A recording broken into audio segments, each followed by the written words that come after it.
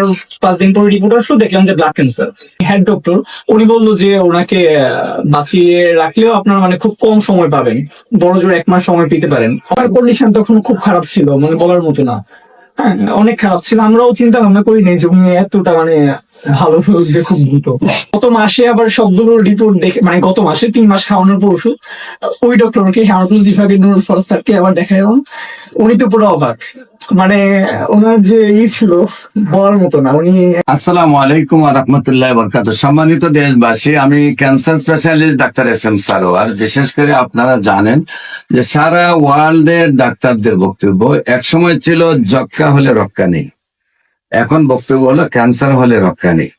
একসময় যক্ষ্মা হলে মানুষ মারা যেত, একসময় টাইফয়েড জ্বর হলে কোনো না কোনো অঙ্গ চলে যেত, একসময় বসন্ত রোগ হলে সমস্ত শরীর পাটা টুকার মতো হয়ে যেত, এমনকি রোগীকে বাইরে নেওয়া হতো, বাড়ির বাইরে। এমনকি আমাদের একজন নবীকেও পাহাড়ে নেওয়া হয়েছে বসন্ত রোগের কারণে। এমনকি ডায়রিয়া হইলো গ্রামের পর গ্রাম মানুষ মারা যায়। সেই রোগগুলি যখন কোনো ব্যক্তি নেই, সম্পূর্ণরূপে এখন সুস্থ হয়। এমনই বর্তমানে ক্যান্সার, কিডনি, থ্যালাসেমিয়া, এইডস রোগ সারা ওয়ার্ল্ডের ডাক্তারদের বক্তব্য যে সেইগুলো হলো মরণবিধি। চিকিৎসা করতে লাগে মাসে কয়েক লক্ষ টাকা, আবার রোগী একসময় চিকিৎসা করতে করতে মৃত্যু হয়। এমনই একজন মৃত্যুকে যিনি বিজয় লাভ করেছেন, মৃত্যুঞ্জয়ী সেই ব্যক্তি আমাদের সামনে বসা, ব্লাড ক্যান্সার রোগী। আপনারা জানেন ব্লাড ক্যান্সার হওয়া মানেই তাকে প্রতি মাসে 10 ব্যাগ 15 ব্যাগ 2 ব্যাগ পর্যন্ত রক্ত দিতে হয়। 1 দিন 2 দিন পর রক্ত দিতে হয়, 3 দিন 4 দিন পর রক্ত দিতে হয়, এমন একটি অবস্থা হয়ে যায়। তো বিশেষ করে সেই ব্লাড ক্যান্সার রোগী মৃত্যুঞ্জয়ী সেই মানুষটার নামও রঞ্জন চক্রবর্তী, নাকি? আপনি তো রঞ্জন চক্রবর্তী।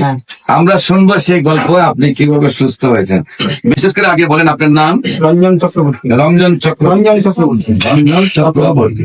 আপনার পিতার নাম? রাখাল চন্দ্র চক্রবর্তী। রাখাল চন্দ্র চক্রবর্তী। আপনার গ্রামের নাম? কামাল্লা। Post office? কামাল্লা। থানা? মুরাদনগর। জেলা? কুমিল্লা। আপনার কি হয়? বাবা। আপনার নাম কি? রণবীর চক্রবর্তী। চক্রবর্তী। আপনার পিতার নাম? রঞ্জন কুমার চক্রবর্তী। আপনার আম্মুর নাম? জয়রানী চক্রবর্তী। আপনাদের গ্রাম? কামাল্লা। পোস্ট অফিস হলো কামাল্লা, থানা মুরাদনগর, জেলা হলো কুমিল্লা। ঠিকানাটা দিলাম মানুষ যাতে আপনাদের সাথে যোগাযোগ করতে পারে। আচ্ছা, বিশেষ করে আপনি কিভাবে কি অসুস্থ হয়েছিলেন, কোথায় ডাক্তারের কাছে গেছেন, কিভাবে রিপোর্ট করেছেন, কি ধরা পড়ছে, কি চিকিৎসা করেছেন এবং কিভাবে সুস্থ হয়েছেন, আপনি একটু যদি আপনি নিজে একটু বিস্তারিত বলেন। 4 মাস আগে, 5 মাস আগে, 5 মাস আগে আমার ব্লাডে ডেঙ্গু পজিটিভ ছিল। ডেঙ্গু যে পজিটিভ হয়েছে, কোন ডাক্তারের কাছে দাঁড়ান? আমরা প্রথম কুমিল্লা টাওয়ারে ডেঙ্গু পজিটিভ ধরা পড়ে। তারপর ওনার প্লাটিলেট কাউন্ট কমতে থাকে, হিমোগ্লোবিন কাউন্ট কমতে থাকে। তারপর আমাদেরকে কুমিল্লা টাওয়ার থেকে বললো যে আমাদের তো প্লাটিলেট অ্যারেঞ্জ করার কোনো নেই, আপনি বরং কুমিল্লা মেডিকেলে নিয়ে যান। তারপর কুমিল্লা মেডিকেলে নিলাম। কুমিল্লা মেডিকেলে রাত্রেবেলা 9:40 সময় আমাদেরকে বললো হার্ট অ্যাটাক হচ্ছে। তারপর আমরা সেখান থেকে কুমিল্লা থেকে প্রথমে আনলাম যে ঢাকায় বার্ডেমে ওনাকে রাখবো না, বললো যে রোগীর কন্ডিশন এত ভালো না, আপনারা অন্য জায়গায় ট্রান্সফার করে নিয়ে যান। তারপর ধানমন্ডি পপুলারে নিলাম। ধানমন্ডি পপুলারে নেওয়ার পর ওনারাও দেখলাম যে মানে হেজিটেট ফিল করছে ওনাকে রাখার জন্য আর কি। ওনারা বাহানা বানাচ্ছে যে আমাদের দিকে নেই, মানে ওনার কন্ডিশন খুব খারাপ ছিল। তারপর আমাদের ডাক্তার ডাক্তার না, এই যে যারা ছিল, না ওনারা বলছে যে পেশেন্টটাকে আইসিইউতে রাখতে হবে ইমিডিয়েট, কিন্তু আমাদের এখানে আইসিইউ খালি নেই, ওনাকে রাখার মতো কোনো স্পেস আমাদের এখানে নাই। আপনারা এখন যদি বলেন তাহলে আমরা কালকে সকালবেলা যদি আইসিইউ খালি হবে তখন ওনাকে আইসিইউতে শিফট করবো। এখন আমাকে এনে রাখবে। তারপর আমাদের একজন জেঠু আছে, চন্দন রায় জেঠু, উনি মানে খবর নিয়ে আজগরলিতে একটা আইসিইউ সিট খালি পেলো, ওইখানে তারপর আজগরলিতে বাকে ট্রান্সফার করলাম। তারপর ওইখানে আইসিইউতে ছিল একদিন। তারপর আইসিইউ থেকে শিফট করে এইচডিটিউতে দিল, অনেকটা রিকভারি দেখলাম। কিন্তু পরবর্তীতে আজগরলিতে কয়েকদিন রাখা হলো, ডেঙ্গু নেগেটিভ, কিন্তু প্লাটিলেট কাউন্ট আর হিমোগ্লোবিন কমছে না, মানে বাড়ছে না। এগুলো আস্তে আস্তে কমতে থাকতেছে। তারপর আমরা 9 বার সিবিসি টেস্ট করালাম ঢাকা মেডিকেল থেকে, দেখলাম যে প্রত্যেকবারই কমতেছে, বাড়তেছে না। তারপর আজগরলির হেমাটোলজি হেড ডক্টর আছেন ডক্টর নুরুল ফরাজ স্যার, উনি বললো যে ওনার মনে হয় ব্লাডে কোনো ইনফেকশন আছে, আমরা বন মেরু করে দেখি। তারপর ঢাকা মেডিকেলে বন মেরু করালাম। 4-5 দিন পরে রিপোর্ট আসলো, দেখলাম যে ব্লাড ক্যান্সার। তারপর আমরা মানে ওনার যে পজিশন এটা দেখে বুঝলাম না যে ব্লাড ক্যান্সার যে এরকম ভাবে হতে পারে, কারণ উনি মানসিক ভাবে খুব স্ট্রং ছিল আর শারীরিক ভাবে স্ট্রং ছিল তখন। তারপর আমরা আবার কিছুদিন পর 4-5 দিন পরে আমরা আবার বন মেরু করি, সেই স্যাম্পলটা আমরা দিল্লিতে পাঠালাম। দিল্লি একটা হসপিটাল, সেখানে পাঠালাম এক পরিচিত ব্যক্তির মাধ্যমে। আর ওই হসপিটালে মানে এক ডক্টর আছে আমার পরিচিত ডক্টর, ওইখানে পাঠানোর পর ওইখান থেকে রিপোর্ট আসলো 18 দিন পরে। 18 দিন পরে আসার পর সেম রিপোর্ট, একদম ব্লাড ক্যান্সার। কিন্তু ওইখানের মাধ্যমে রিপোর্টের মাধ্যমে বুঝতে পারলাম যে এটা মানে একদম প্রথম অবস্থা, এটাকে ব্লাড ক্যান্সার মানে ব্লাড ইনফেকশনই বলা হয়, প্রথম অবস্থায় ছিল। তখন আমরা আবার আজবাড়িতে ভর্তি হলাম, নর্মাল একটা প্রবলেমের জন্য শ্বাসকষ্ট হতো। আজবাড়িতে ভর্তি হলাম, ভর্তি হওয়ার পর ওনার কন্ডিশন খুব খারাপের দিকে যাচ্ছিল। তারপর হার্টে একটা প্রবলেম ধরা পড়লো। আবার এই ক্যান্সারের জন্য ওনারা সিদ্ধান্ত নিল যে ওনাকে কিমোথেরাপি দেওয়া হবে। তারপর কিমোথেরাপি দেওয়া হবে, এই সিদ্ধান্তের মধ্যে কিমোথেরাপি যেদিন শুরু করবে সেদিন সিভিল লাইন করতে আসলো।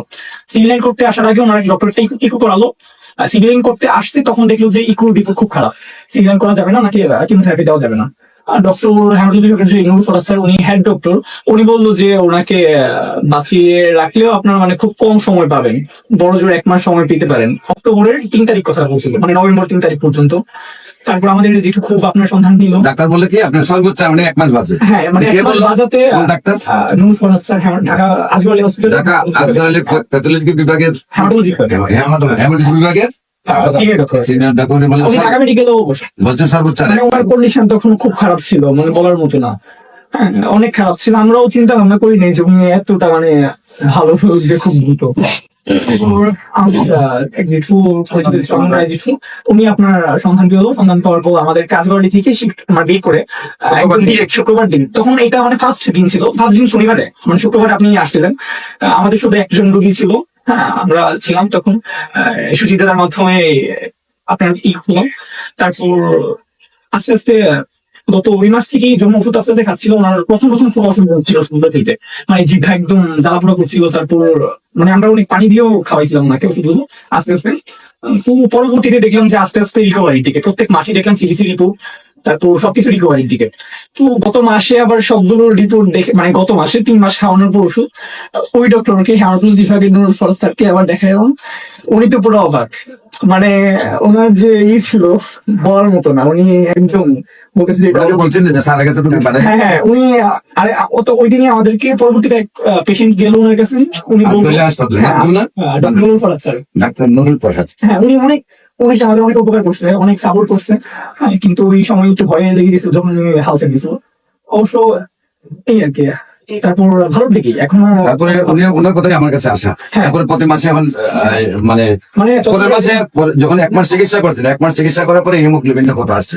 বাট হিমোগ্লোবিন তখন বাবার হিমোগ্লোবিন সর্বনিম্ন 6 নাম ছিল। দাম ছিল 6, কিন্তু আমার 1 মাস চিকিৎসা করার কত আসছিল প্রথম মাসে? আস্তে আস্তে বাড়ছে, এখন 13 এইখানে উঠছিল। আচ্ছা। তারপর মমি থেকে পাশাপাশি আমরা 80 ব্লাড ওনাকে দিতে হয়েছে।